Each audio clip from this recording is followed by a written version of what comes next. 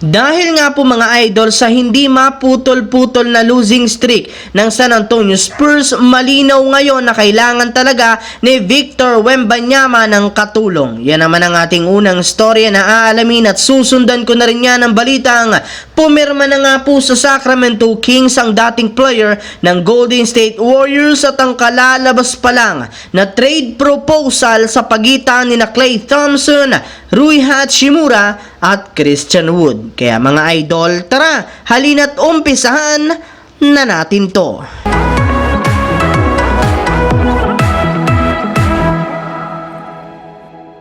Alam naman nga po ninyo mga idol na kahit man maagang natambakan ng San Antonio Spurs sa kanilang laban sa Lakers, hindi rin naman nga agad sila dito sumuko, gayong sinubukan pa nga nilang magkaroon ng late comeback para maputol ang kanilang napakahabang losing streak sa pangunguna ni Victor Wembanyama na nagtala ng 30 points, 13 rebounds, 6 assists. Ang kaso lamang, hindi rin naman nga natapos ang kanilang comeback matapos ma-fouled out si Wembanyama nang matawagan siya ng offensive foul sa kanyang ginawang 3-pointer sa huling segundo ng laban. Kaya dahil nga sa pagkatalong muli ng Spurs, bumagsak na nga sa 3 wins, 20 losses ang kanilang kasalukuyang record bilang pinakakulelat sa Western Conference. At ang masakit pa nga po dyan, umabot na nga sa 18 games ang kanilang losing streak. Kaya hindi na rin naman naiwasan pa ng mga fans na magreklamo sa kanilang sunod-sunod na talo, since malinaw na kailangan talaga ni Wembanyama ng katulong sa kanilang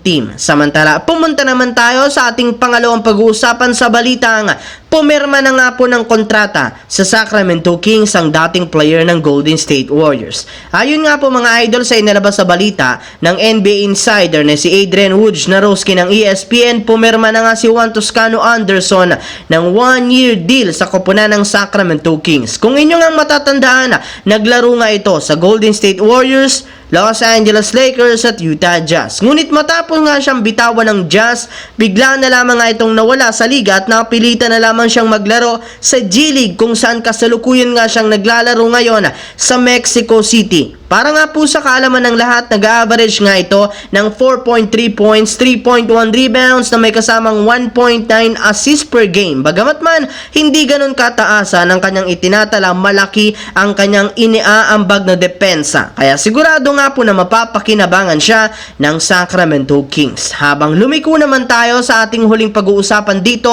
sa kalalabas pa lang na trade proposal sa pagitan ni Klay Thompson, Rui Hachimura at Christian Wood. Naibalita ko na rin naman nga sa inyo na mismong si Klay Thompson na nga ang nagsabi na kung meron man ngang isang kupunan ang gusto niyang sunod na paglaruan kapag umalis niya sa Warriors, eto nga, walang iba kundi ang Los Angeles Lakers na siyang dating kupunan ng kanyang ama na si Michael Thompson. Pero malaking palaisipan pa rin naman kung paano siya mapapapunta sa Los Angeles Lakers. Alam naman nga po ninyo, aminado rin naman ng Lakers na willing sila na makakuha ng isang sharpshooter katulad ni Klay Thompson, since sobrang hirap nga sila na makasabay sa shooting ng kalaban. At base nga sa inilabas na trade proposal, maaari nga pong i-offer ng Lakers sa Warriors ang kanilang mga players na sina Rui Hachimura at Christian Wood na may kasamang draft pick kapalit si Klay Thompson sa isang in-season trade. Sa ganyang paraan, magkakaroon rin naman ang Warriors ng isang legit na sentro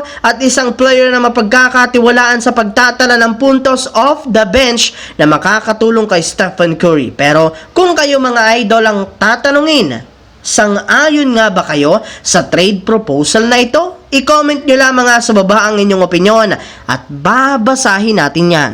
So yun lamang mga idol, ang ating bagong video ngayon na ating pinag-usapan dito sa aking YouTube channel. Once again, this is your J-Zone TV. Huwag kalimutang mag-like at syempre mag-subscribe na rin, pindutin ang notification bell sa akin channel para lagi kayo maging updated sa mga videos na pinapalabas ko. Isang malaking shoutout sa lahat mga idol. Maraming salamat po sa panonood ninyo.